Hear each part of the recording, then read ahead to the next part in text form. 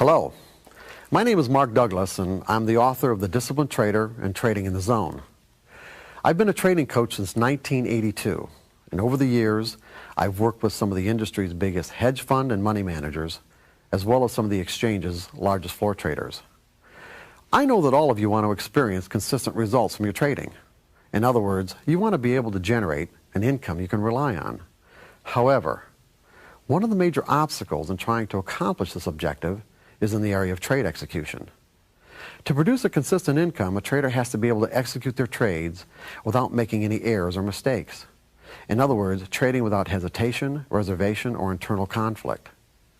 Basically, all of the errors we are susceptible to are a result of a lack of confidence, or more specifically, trading with fear. What most people don't realize is that trading without fear is actually a learned trading skill, a skill that has to be cultivated and is the primary difference that separates the professional from the typical trader. In this series of DVDs, I'm going to provide you with the kind of insight, understanding, and specific mental techniques you'll need to learn to trade without fear, so that, like the professional, you can move in and out of your trades with the kind of confidence and ease that will allow you to take full advantage of your wise trade or any other trading methodology.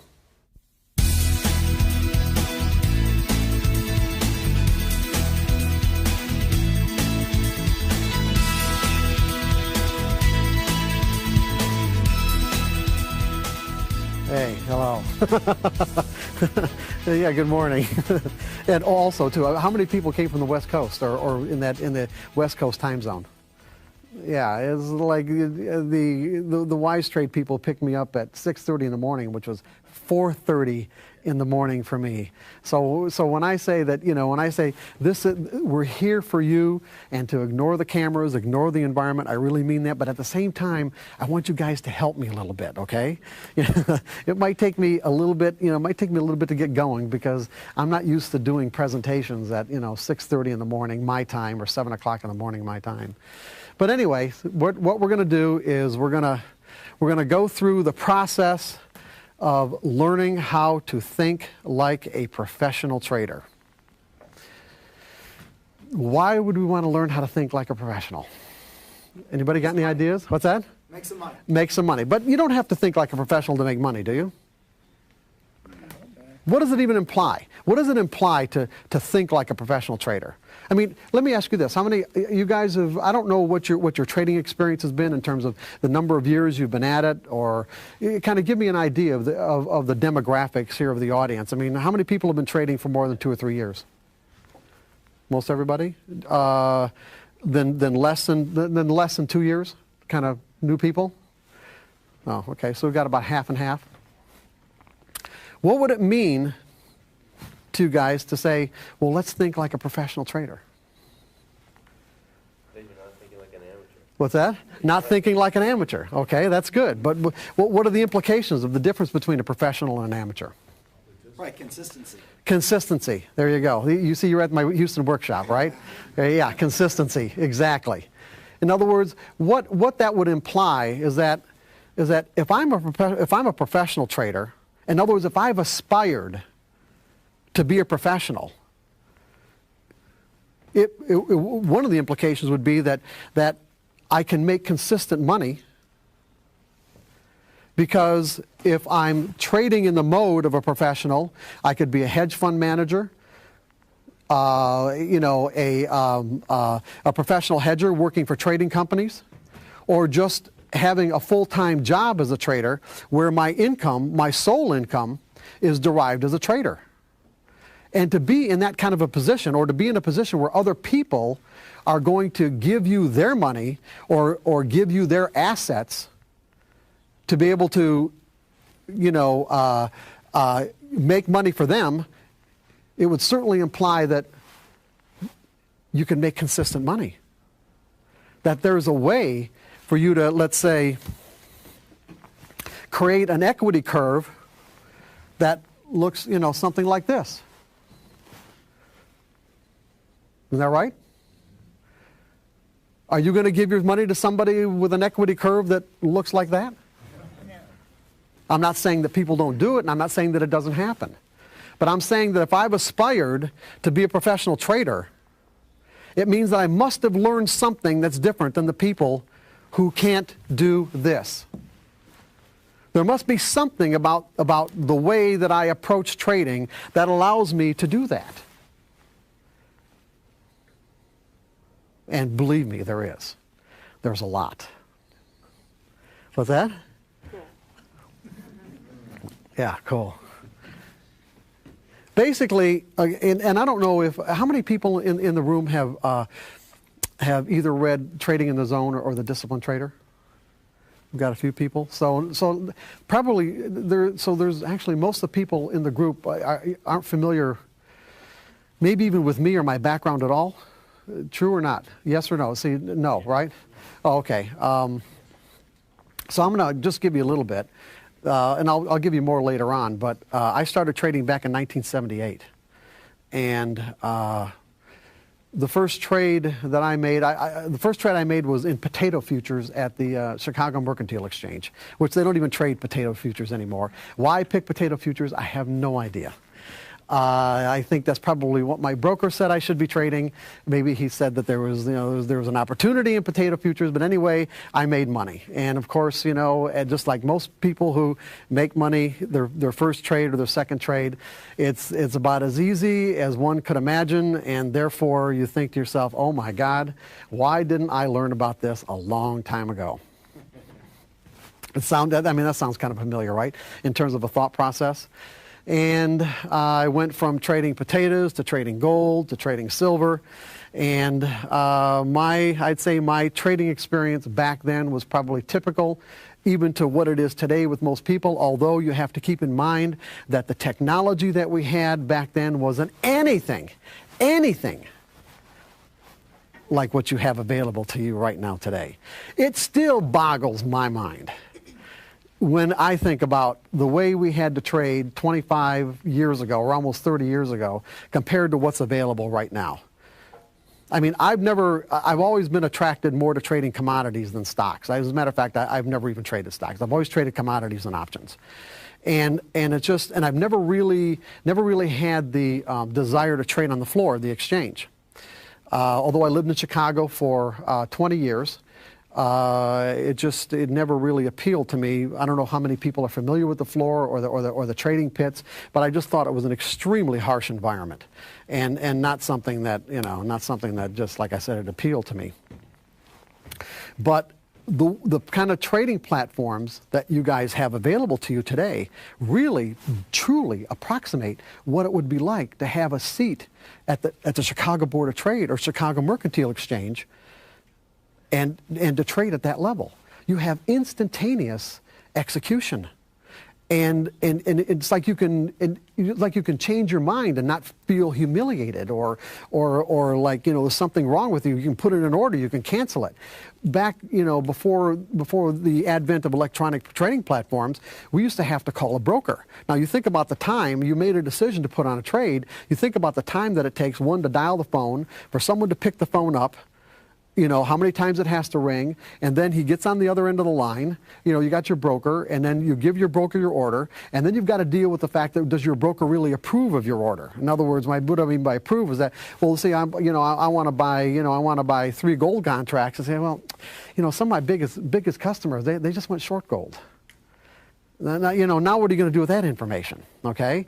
Or I've got, X number of guys that are on the other side of that trade. I say, well, yeah, if you want to take the other side of their trade, that's fine with me. I'll put the order in. So it's like, so he could put the order in, and then, you've got to wait for a fill.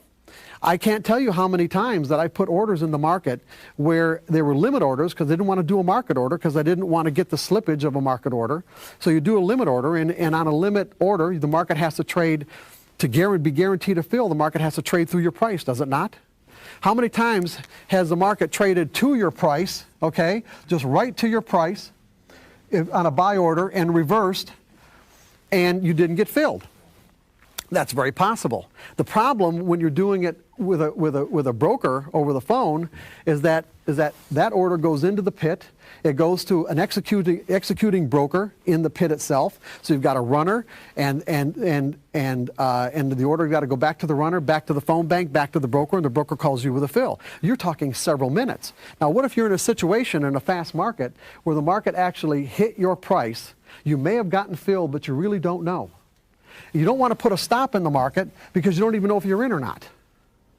And the market's screaming, let's say, even in your favor, and you'd like to take profits, but you still haven't gotten your fill back yet. You don't even know if you're in the market. This is the kind of stuff we had to deal with all the time. All the time. It was a completely different world. Not only that, the only information that we had available to us was open, high, low, and close. That was it. Open, high, low, and close bars. And we used to have to get those unless we talked to our broker and pestered them, X number of times a day. You get it through the Wall Street Journal. We used to have to keep our own daily charts. Intraday stuff was just like non-existent.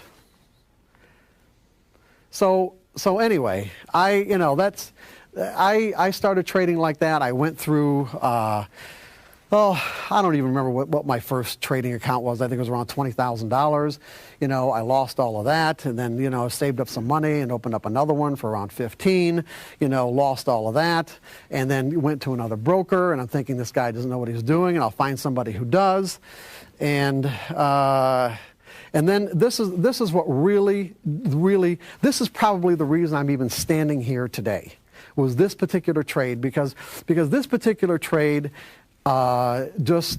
it had a profound impact on me in terms of how it changed my life and what I was willing to do to find out what this was all about. To find out really what does it take to be a consistently successful trader? What does it take to really be able to earn an income as a trader? I was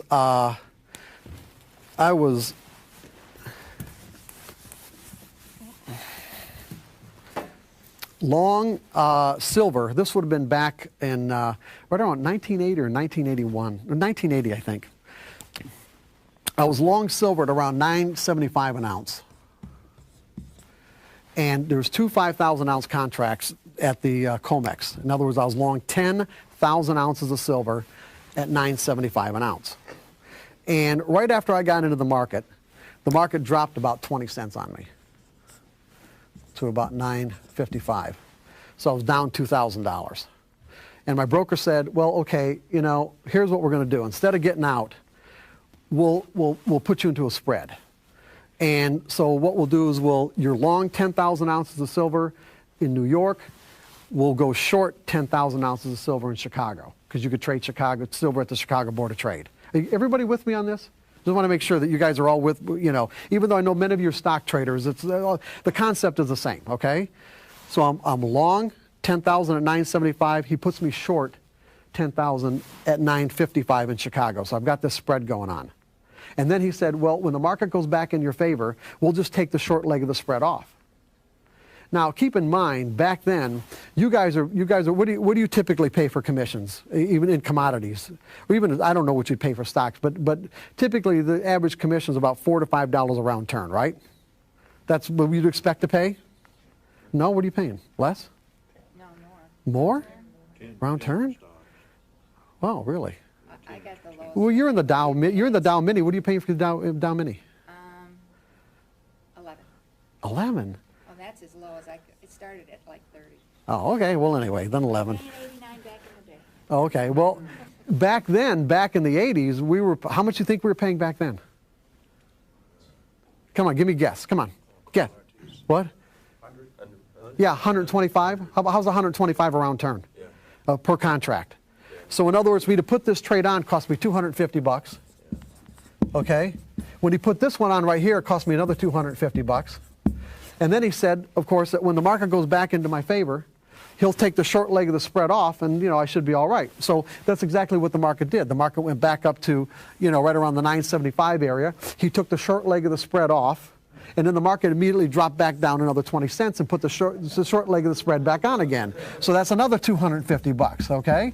Plus, he just locked in. When he took this off, First of all, he locked in a $2,000 loss by putting this trade on. When the market went back up to 975 and he took this off, he locked in another $2,000 loss. And then when it went back down again, he put it back on and locked in another $2,000 loss. Now I'm down $6,750. Okay? And then, of course, it happened 2 or 3 more times. Now, from the market's perspective, all the markets, the silver market's just in a trading range. That's all it is. It's just in a trading range. But I didn't know how to read chart patterns at the time and didn't really understand what was going on. I was just listening to him. And so what he was doing was just taking advantage of the fact that it's going back and forth between support and resistance and generating commissions for himself, okay? That was it. That's basically, he was just turning my account. But that's not the story, okay? That's happened to a lot of people. Of course, it happens less now because we're all responsible for the trades that we put on. All we have to do is click the mouse button, and it's not that much money. But here's the story: is that as these losses are mounting, okay, and I can't sleep and getting real stressed out.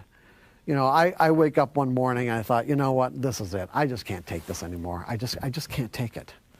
And so, you know, when I got to work, I called them and I said, you know what, just get out of the whole damn thing. I just can't do this. So just liquidate the position. Does anybody remember the Hunt Brothers silver debacle?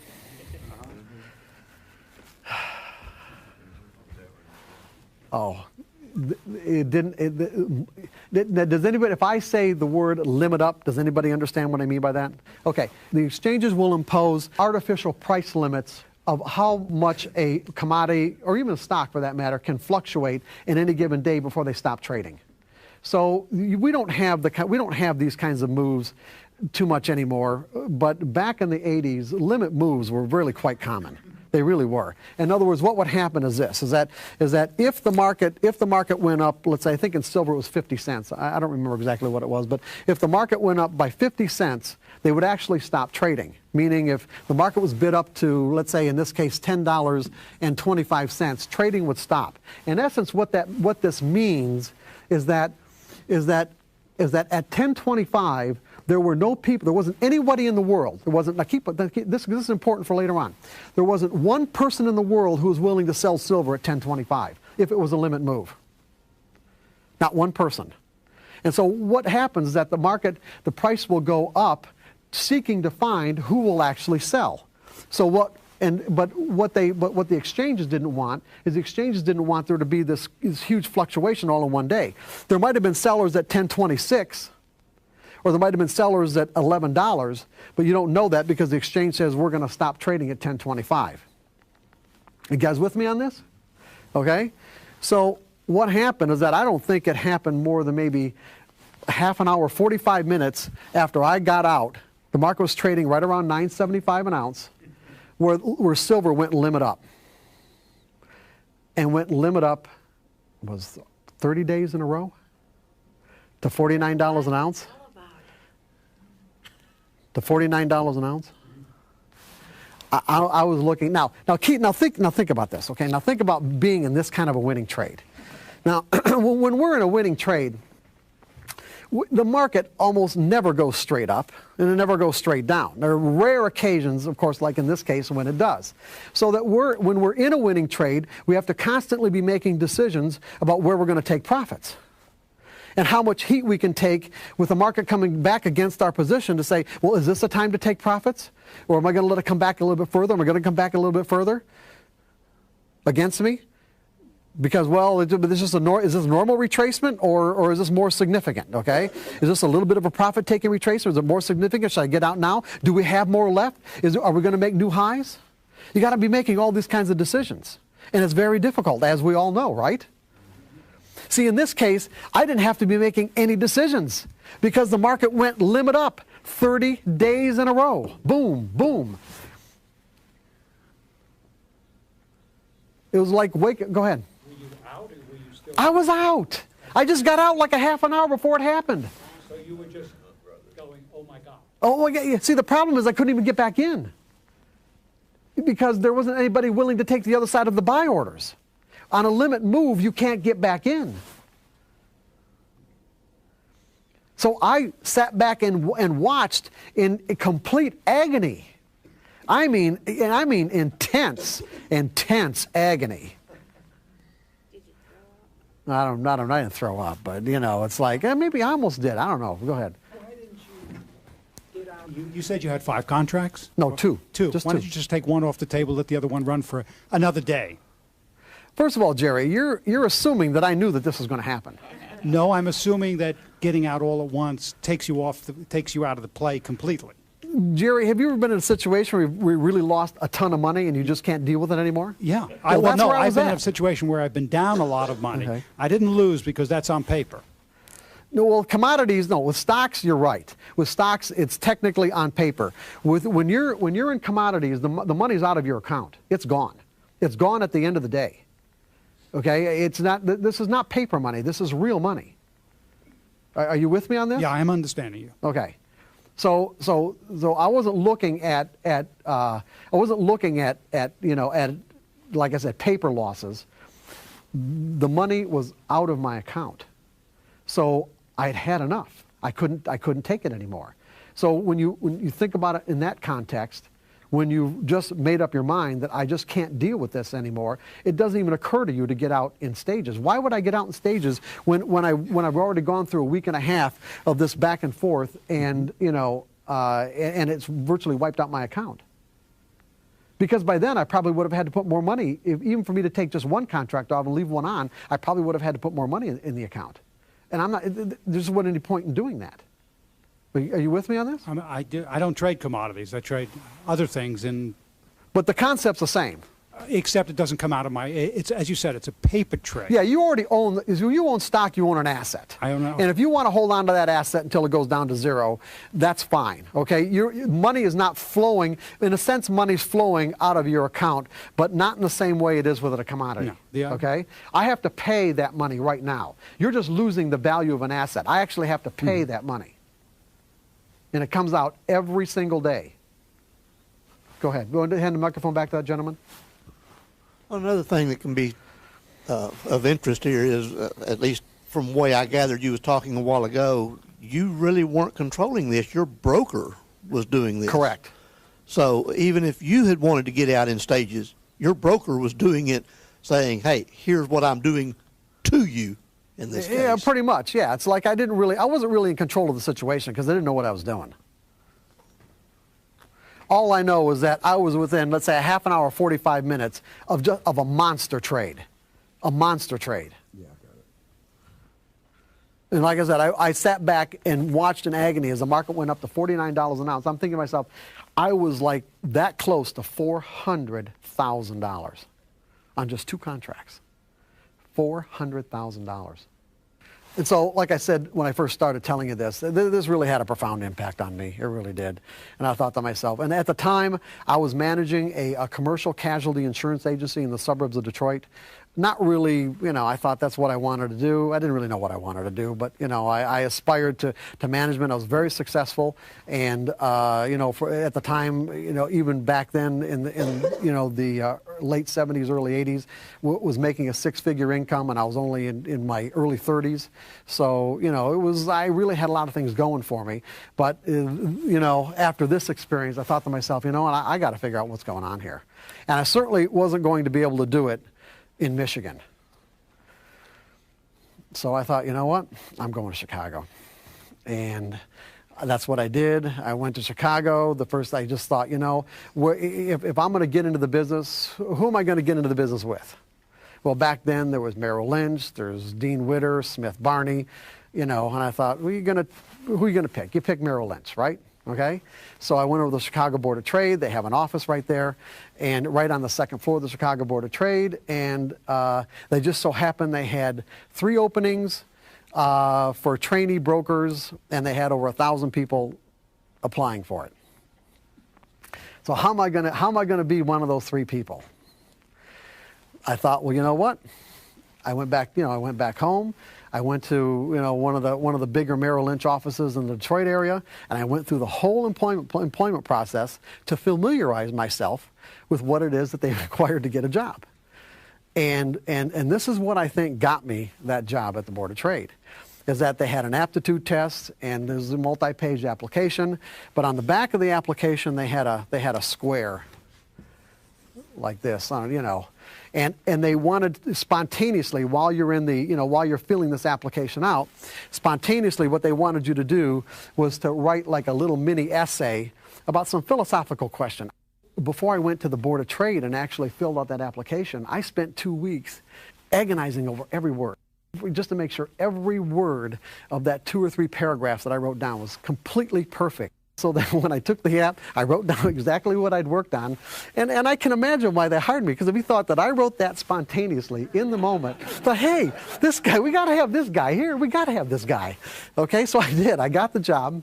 Now, think about this. Now, when I was working for the agency, the casualty agency, commercial casualty insurance, as a matter of fact, I just signed a contract not more than like 3 or 4 months before I actually went to work in Chicago, over a 3-year period for $360,000. And what Merrill Lynch was offering me was $20,000 on a draw.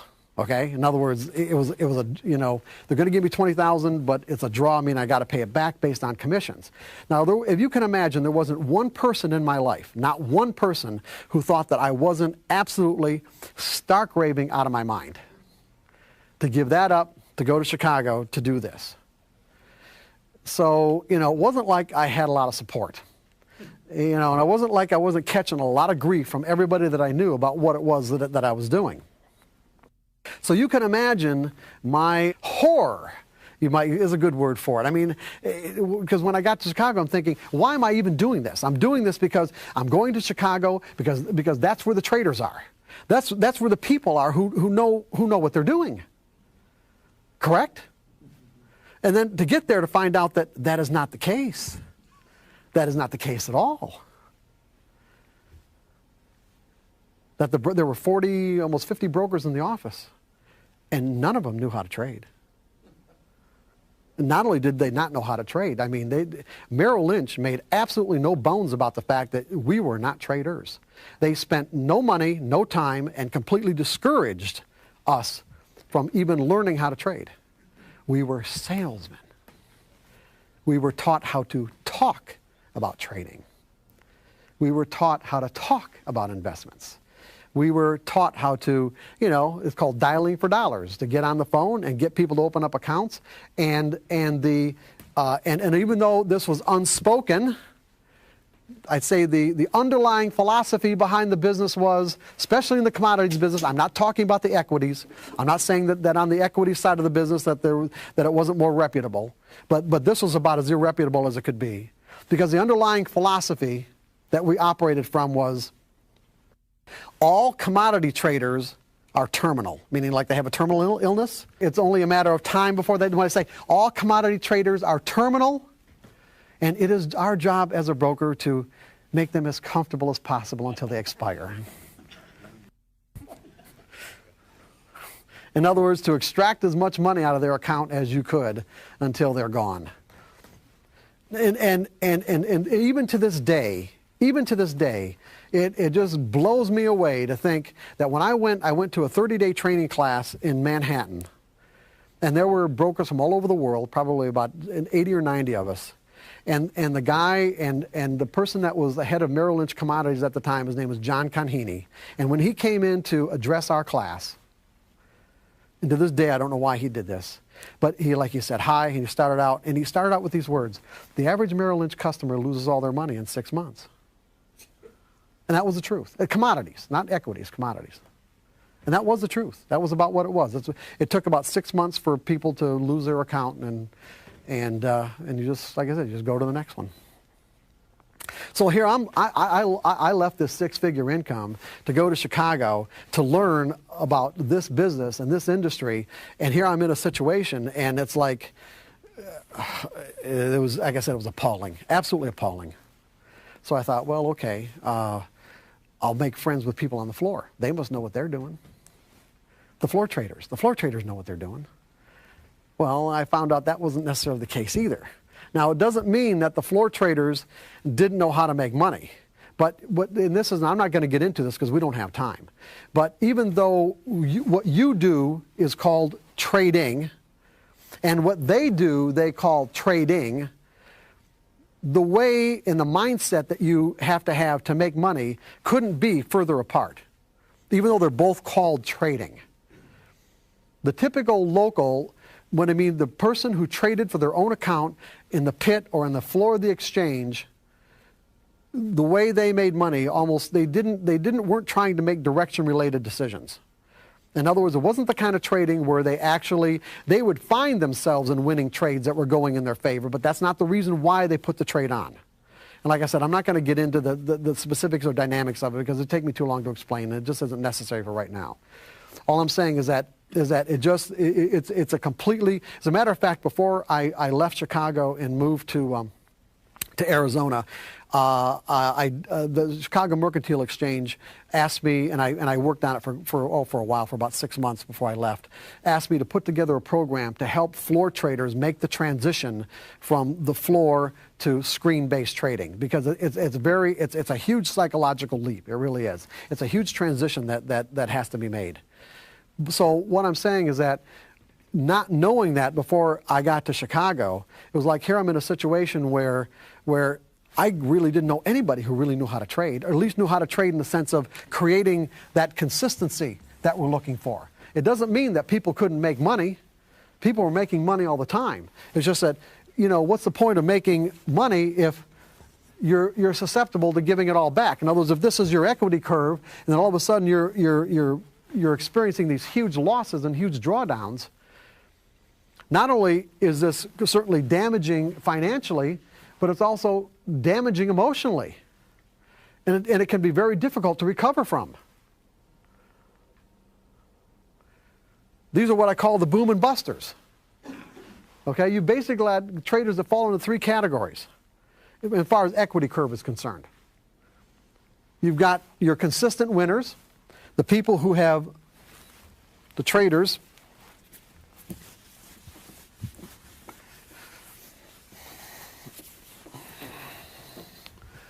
You've got your consistent winners. Now, it doesn't mean that there aren't drawdowns here, okay?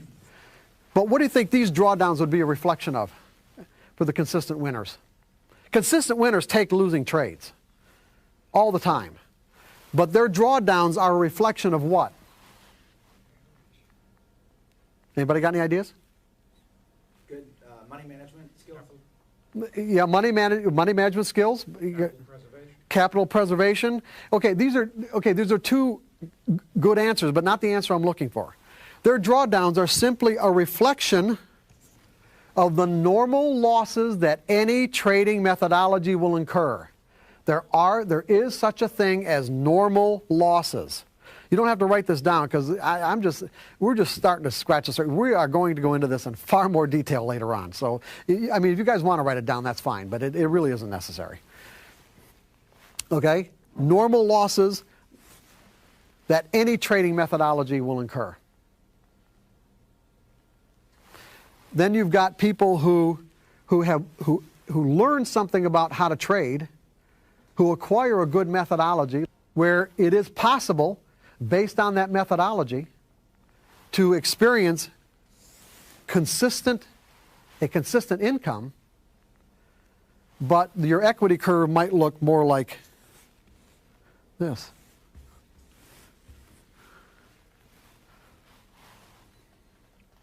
Most people who are experiencing the boom and bust cycles, these are the bust cycles, would say that something happened in the market to cause this. What you're going to find out today is that it is not the case. Even though it may seem like it, it is not the case. These are virtually always the result of trading errors, what I call trading errors, which we're going to go into in detail later on. One of the, just for the gentlemen, few people back here that don't have any idea of my background, I'm going to go a little bit further in it, and I'm just going to jump ahead for a second. I ended up being a trading coach, and working with. I was a trading coach for probably about 17 years. I don't really do it much anymore. I just pretty much focus on my own trading. But but while I was, especially in the, throughout the 80s and most of the 90s, I worked with a lot of floor traders. And we talk about boom and bust. There was one of the floor traders I worked with was probably one of the 5 biggest bond traders at the Chicago Board of Trade. And when I met him was in like around May of 1992. And from January of 92 until the time that I met him in May of 1992, he had around, this is a guy that just traded for himself. He didn't trade for a firm. He just traded his own account on the floor of the Chicago Board of Trade in the bond pit. He had $12 million roll in and out of his account. And he had a particularly bad day, and he ran into somebody who attended one of my workshops and said, hey, you should go see this guy. He called me. We had a few appointments, didn't really go anywhere. And the next thing, about a month later, I get a frantic call from his wife, who I hadn't even met, didn't even know who she was. Got a frantic call from his wife that said, they're going to lose their house if I don't do something with him, okay? he had another real bad day. So anyway, I started working with him in July of 1992. And from July of 1992 until the end of the year, he ended up the year with almost $6 million. Now, that may not seem like a lot considering he had these swings, but he'd never finished a year with more than, I think, around $650,000 or $700,000. So he had just under $6 million. And so then he went on vacation. He happened to take a book with him called The Coming Collapse of the Bond Market. And this would have been in like late December of 1992, early January of 93. And came back. Now, if anybody remembers the bond market back then, it rallied to spectacular heights. But in the meantime, he'd read this, The Coming Collapse of the Bond Market, so he was going into the market every day short, okay? And pissing away this $6 million until he got to the point where he had about 2 of it left. And took him about, I don't know, until maybe mid-February. And he was so exasperated that he said, hey, you know what? I'm willing to do anything. Okay, now keep in mind, I'm willing to do anything. And it wasn't lip service. It was real. It was genuine. It was sincere. And I said, if you're willing to do anything, then here's what you have to do. What I've been working with him, what I noticed is that he was able to stay focused really for not more than about an hour a day. Now, this guy loved trading. I mean, he just loved being in the pit. He just loved every part of it. He just had the hardest time tearing himself away. But if he really wanted to make consistent money, then I felt that an hour a day was about it. Because after an hour a day, his focus would start to diminish, and then he'd also start to get reckless. He was the kind of guy, and this here again, this is very difficult for people to comprehend, but it is the absolute truth. He was the kind of guy where, when I was working with him during that period, in the second half of 1992, where he would have a $500,000 day winnings. He'd make $500,000, but when he called after he was out of the pit to have his consultation, he'd be real angry with himself. Because up to about 5 minutes before the close, he was up $500,000, and then he'd piss away about 175 of it. So it only ended up with $325,000 for the day. Now, this is just like a normal guy like us here in this room with $325,000, and this was not an abnormal day. But he's real angry with himself because he pissed away that 175. And then the next day, he'd do about the same thing. He'd make 400 and piss away maybe 2 at the close. And then the next day, he'd make, 350 and then piss away another 150. He's got spectacular wins up until Friday. But this accumulated anger that he was building up throughout the week, Monday, Tuesday, Wednesday, Thursday, by the time Friday rolled around, he'd lose $1.5 million. And then start the cycle all over again.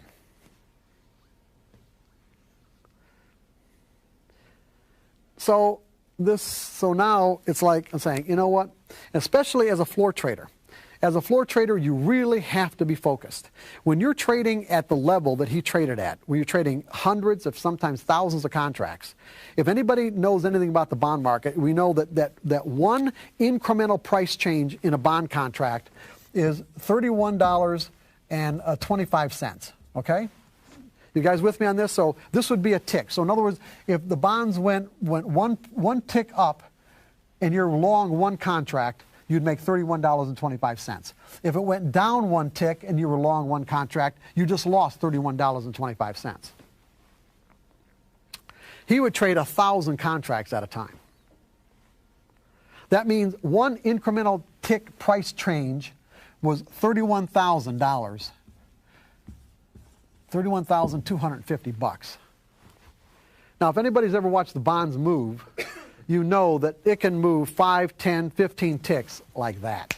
Not only that, there can be what's called price vacuums. Everybody familiar with a price vacuum?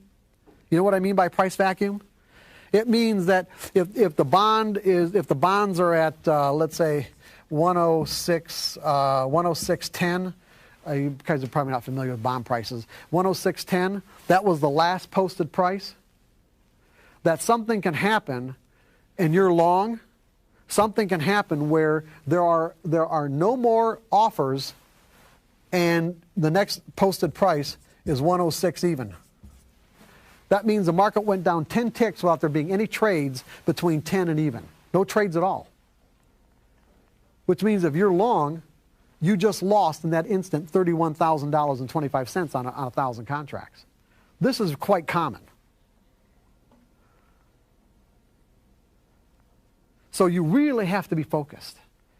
It would be like when you're trading at this level, I would make an analogy. It's almost like, there's a couple of analogies. One, it's like if you're in an NBA playoff, it's the finals, it's the last game, 7 games, it's 7-game NBA finals, 1 minute left, the score is tied. The coach is going to send somebody in who's really focused. If the coach thinks you're distracted and you're not on your game, you think you're going to get in that game? This is the way to be in these kind of circumstances in the pit. That's the kind of mindset that you had to maintain. Because even if you were distracted and turned away, there could be bids and offers that would have gotten you out of your trade that all of a sudden dry up. Meaning when guys are bidding and offering in the pit, they're using hand signals and they're telling you they want to buy or they want to sell and how many. And there's hundreds of guys all around screaming. Now these bids and offers can dry up because when you make eye contact and you point, you say, okay, we've got a trade, and then you write your trade down on your trading card, or now it's an electronic handheld device. But otherwise, you make a trade, and then you could be out of your trade and take your profits. When these kind of things happen, these price vacuums, you could be in bad shape, and just be a matter of just a momentary look away. The guy that you were going to use to get out of your trade is gone now. He put his hands down. Uh-oh, I'm in trouble. Well, what I found is that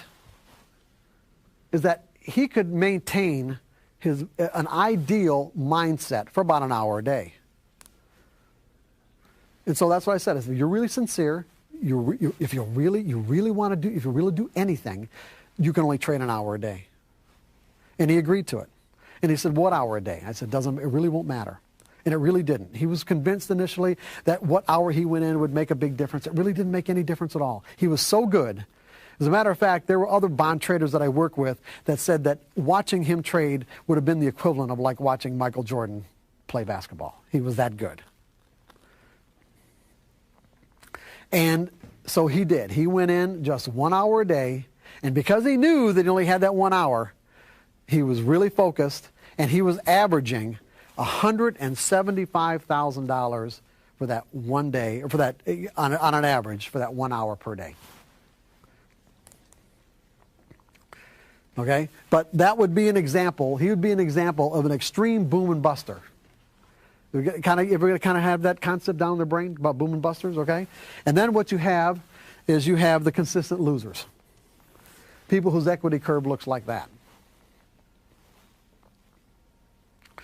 Now, just to get back to my situation, like I said, when I went to Chicago, I'm thinking, okay, I mean, I've got quite a bit of money. I sold my interest in the agency, but at the same time, I had a pretty expensive lifestyle, as you can quite imagine. I had a house in Michigan that I had a girlfriend, a very high maintenance girlfriend, and her two daughters were living in. And I had a very expensive apartment in Chicago and a Porsche, and I had the life, okay? And I was going back and forth every weekend to visit them. So I mean, really, my situation was, I couldn't maintain that kind of lifestyle with the money that I had without being successful as a trader. And that was the whole idea anyway. I thought, okay, I'll make whatever shortfall that I end up with as a trader. And interestingly enough, I had to have my trading account with another brokerage firm secretly. I couldn't trade through Merrill Lynch. And there wasn't anybody else in the office who traded their own money. I was the only, unless they were doing it secretly and didn't tell me. I was the only person in the office who was actually trading their own money. Who actually traded, period, other than putting on trades for their customers. So what ended up happening is that, and another part of this is that I also had this, I can't really tell you why I knew this, it's just that I did. It just made sense to me. It just never occurred to me that trading was anything other than about psychology. I mean, the first trading book I ever bought was actually the very first book on trading, the first book that was devoted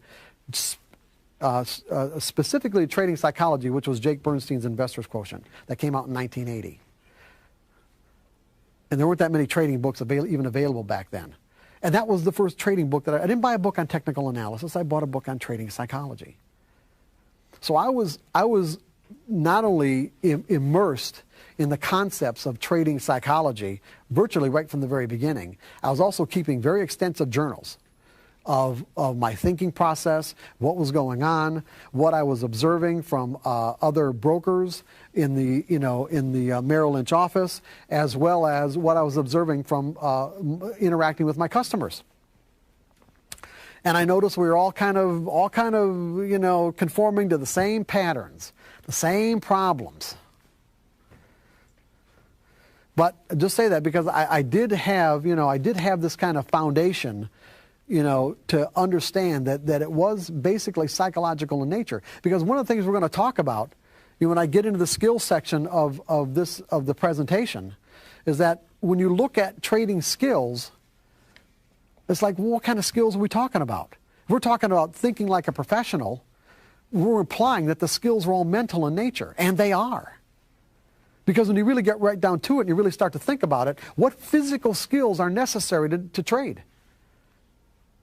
We're not talking about a golf swing or a tennis racket or any other kind of physical endeavor that we're familiar with.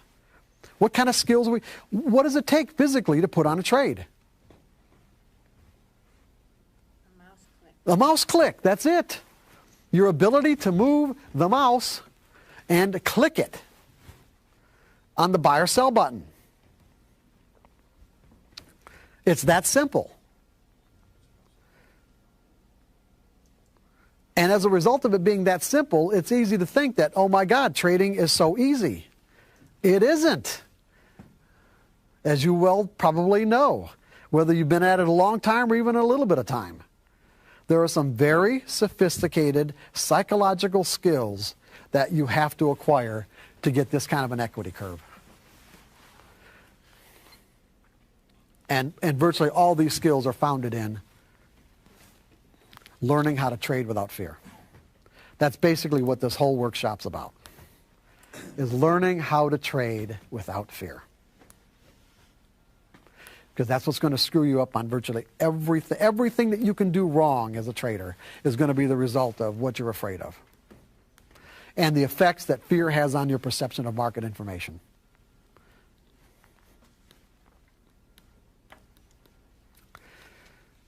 So so with my situation, it's like here I'd given all this up to go to Chicago to learn how to trade, to find out that the only people who really knew how to trade back then were people that I didn't have access to. Meaning there were some big names in the industry who never really took the time or expended the effort to find out exactly what it is that allowed them to create a consistently rising equity curve. What they would say is, well, yeah, you got to go with the flow. The trend is your friend. Cut your losses, let your profits run. There's all these neat little phrases, but it's like, who in the hell knew what that meant and how to do it? Yeah, it sounds great. Cut your losses, let your profits run. Oh, even cutting your losses can be extremely difficult to learn. Letting your profits run can be 10 times more difficult than learning how to cut your losses. In fact, it's one of the most difficult things to acquire in terms of a skill is learning how to let your profits run. So it was like all this was kind of building up, and my lifestyle was draining my money away. And one of the things that I would say characterized me back then, if I was probably obsessive about anything, it was my credit. It's like my credit was as far as I was concerned, it was like the most important thing in life is to have flawless credit, not just, flawless. And here I'm in a situation where I am truly running out of money. And my trading losses, it wasn't really like I was losing a lot of money trading because I'd really stopped the hemorrhaging. I wasn't trading in a way where I was actually losing money, but I wasn't making any money. And it's like there was always this little voice in the back of my brain, it would come to the forefront of my consciousness that would say, Mark, this ain't adding up. There's something wrong here. There's something wrong. It's like it's not adding up. And then I kind of shove it back there and, it's going to be all right. I'll figure it out. It's going to be all right. Eventually it got to the point where I was literally out of money. And the only choice I had was to file bankruptcy. Fortunately, I was in a situation where I had two residences, one in Chicago and one in Michigan. And so I had a choice of where I filed. And of course, I filed in Michigan because if Merrill Lynch would have found out, they probably would have fired me. As a matter of fact, nobody knew what had happened. Nobody that I knew in Chicago knew what had happened. So I filed in Michigan, and I'm thinking, literally, because of my attitudes about credit, I'm thinking, if I've got to do this, I'm going to fall beneath the cracks of society and never reemerge. I really believe that. I honestly, God, really did. I just didn't see how it's possible to live after having to do something like that. And of course, what I found is that, and when I ended up, what I say in the Disciplined Trader, and I don't really go into a lot of detail in the Disciplined Trader about this, but just to say that what I ended up with was really, I had an apartment, I had my bed and my TV, and when I filed, I was still current on everything. I wasn't even late one day on any of my bills. As a matter of fact, I even called the finance company to come and pick the car up. But I wasn't even late a payment. I said, you know what, I can't do it anymore.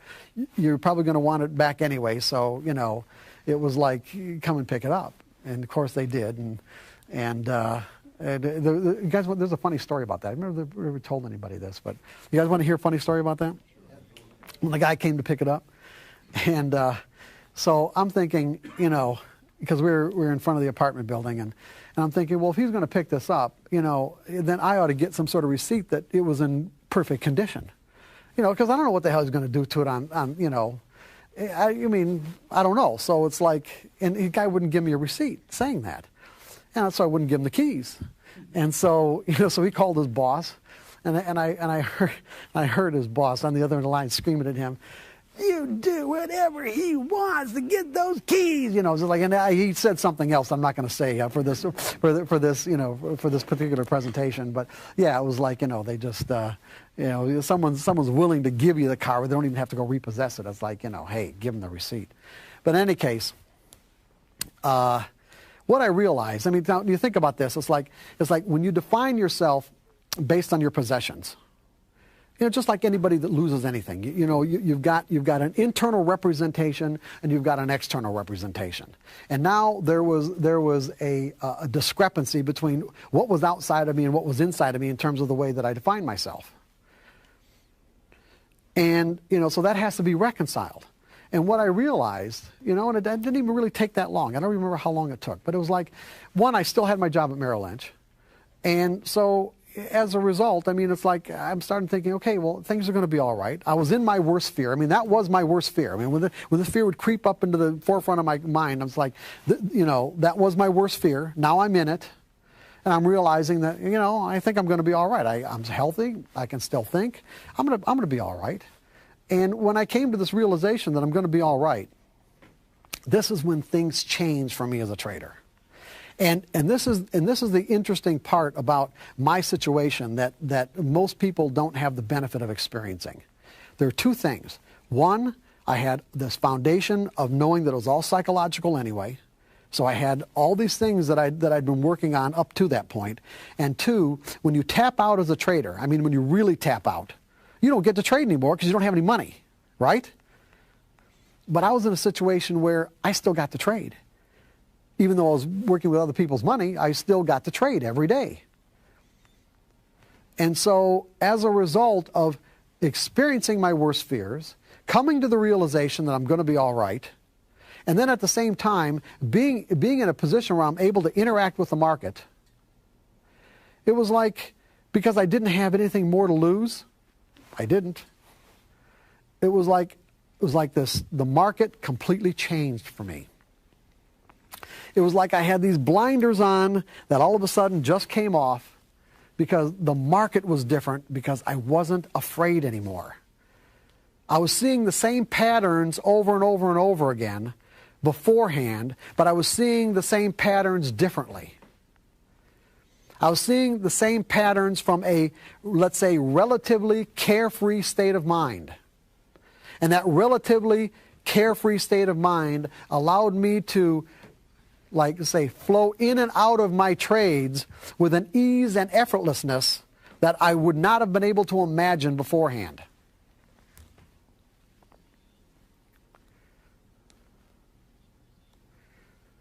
And then what happened is that I started making consistent money for my customers. And there's even, there's one really, as a matter of one really good story where, I mean, there are a lot of good stories that I can tell you about my customers at Merrill Lynch. But in one case, I inherited this guy who at the time was the head of the state of Illinois' mainframe computers, and he was from India. And he had put together his own trading program, and he was using the state computers to do it. And so and he had an account, technically an account with Merrill Lynch, but it wasn't funded because he'd lost all his money. But he still maintained the account. And so I inherited him as a customer, and he would call me every day, and he was just like, and all he would say to me is like, I'd pick up the phone. He wouldn't say hi, how are you? He'd say, give me data. Like give me the high, low, and close. And, so we interacted like this for a long time. Well, he came up with his own day trading system that eventually, well, because he and I started working on it together, he had the internal program for it, but he didn't have any money management parameters for it. So after about 2 or 3 months of working with him on it, we came up with some really good money management parameters. And then all my customers started trading it, and we were making consistent money day after day. Even to the point where Merrill Lynch was starting to take notice. Here all this whole his customer base is making money, and he got to the point where he's thinking, okay, all these people are now deriving this benefit from my work. I should be able to do it too. And he talked his wife into letting him put $5,000 into his account to fund his account. Now, I didn't know what happened to him. Why? I mean, not like we had personal discussions, so I don't know why he didn't have any money in his account. The guy was a maniac. It's like he put the money in his account, and 2 days later it was all gone. It was like he'd call me up and say, okay, do this. I said, well, wait a second. The system says to do this. He said, no. I don't care what the system says. This is what's going to happen. He didn't follow any of his own rules. Now here we had a track record. We had a legitimate track record, bona fide, real money, day after day. He gets a few bucks in his account, and it's like he thinks he knows where the market's going. Like I said, he was gone in 2 days, and that was it. It was all over with, because at that point, he was done.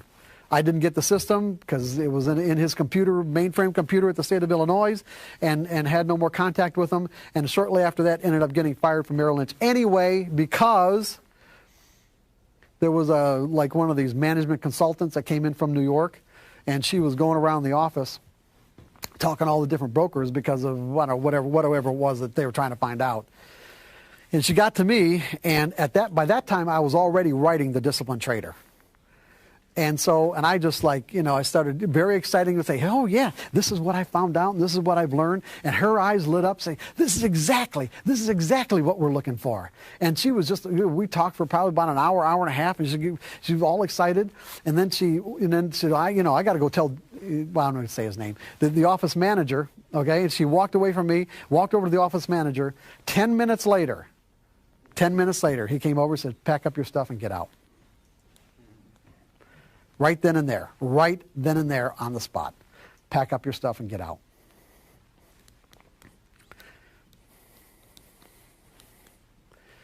So that's how I ended up actually being a trading coach, because by then, floor trade, because I'd made friends with floor traders. I was making friends to find out how they trade and that sort of thing. Well, they started coming to me for advice, even while I was at Merrill Lynch.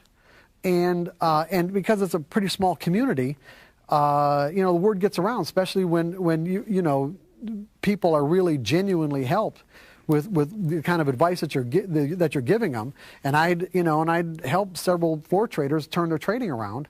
And so what had happened is I started getting hired by clearing firms. What I mean by clearing firms is that to trade on the floor of an exchange, you have to clear your trades through a financial institution. And so, it's like these are traders just like you. They have their own account, but what they have to do is they have to clear their trades through, like I said, one of the major clearing firms at the exchange.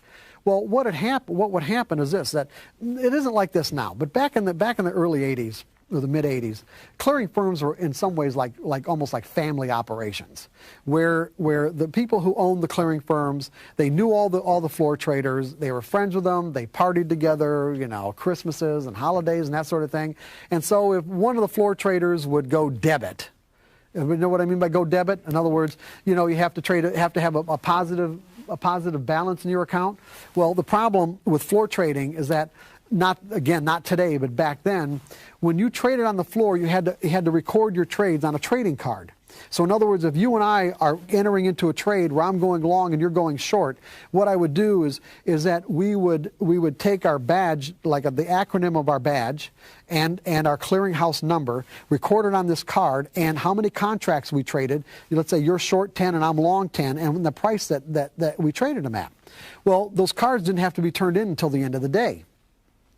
And then they'd all get reconciled, meaning that between all the different trades and all the traders from all the different clearing firms, this would all go into a central clearing operation to find out which trades were, to find out who's long and who's short, how much money's coming out of whose account, and whether or not they were what are called out trades, meaning that you thought I said 10, and I thought we were doing it for 100. Okay, so now we've got a discrepancy of 90 trades.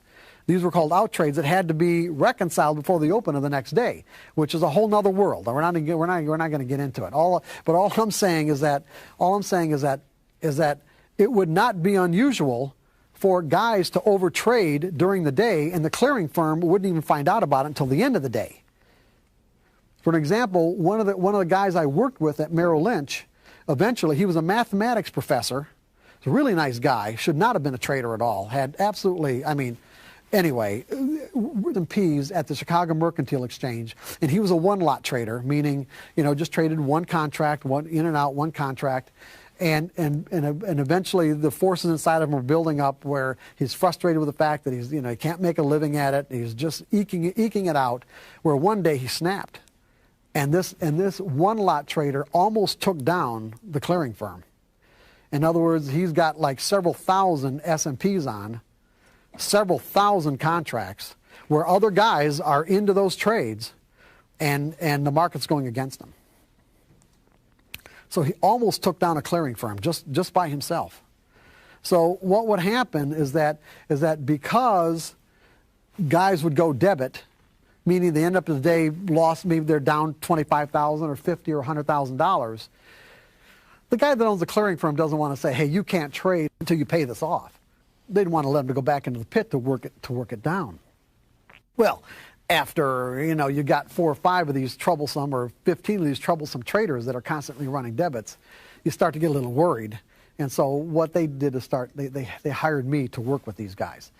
Most of the information, most of the insight, let's say, that you'll find in the disciplined trader and trading in the zone came from me working with these floor traders on a daily basis. And I'm laughing because obviously it was quite a trip working with these guys, because they are not like you and me. that's really about the best way I can describe it without going into a lot of detail. They're not like you and me. So anyway, this is kind of maybe a long drawn out introduction to the fact that what we're talking about here is that you guys have a really wonderful trading methodology where there is an enormous amount of potential for you to be able to make a consistent income from being able to take full advantage of the potential that this trading methodology offers you. But I would say that it wouldn't be unfair for me to say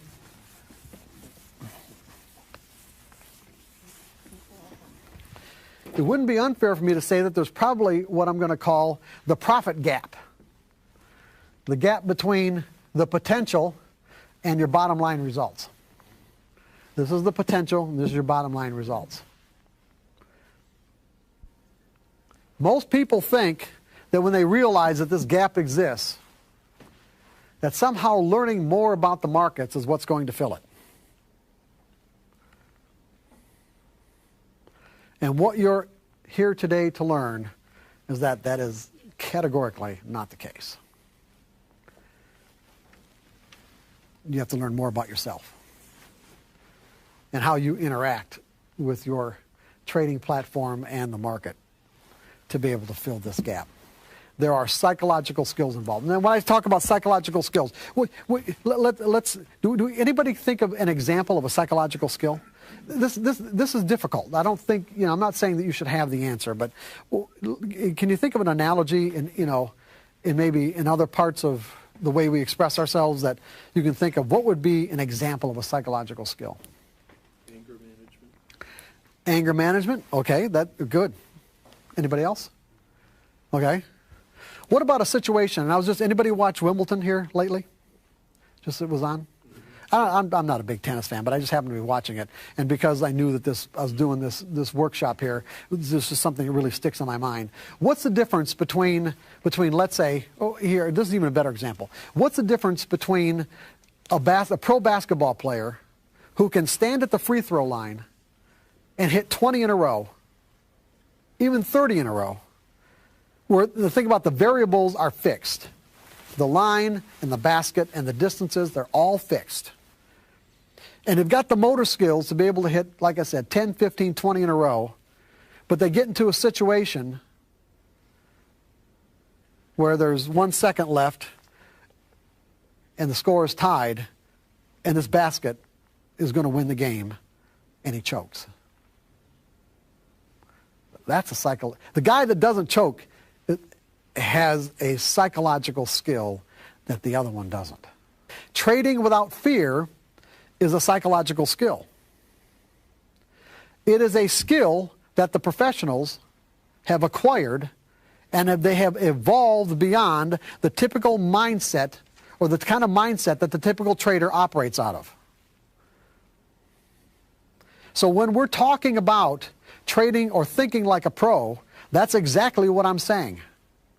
I'm saying that you will evolve beyond the typical mindset so that you can take full advantage full advantage. If this line represents potential, that you can take the potential of your methodology, so that you can take full advantage of your methodology. Because it has to do with your state of mind.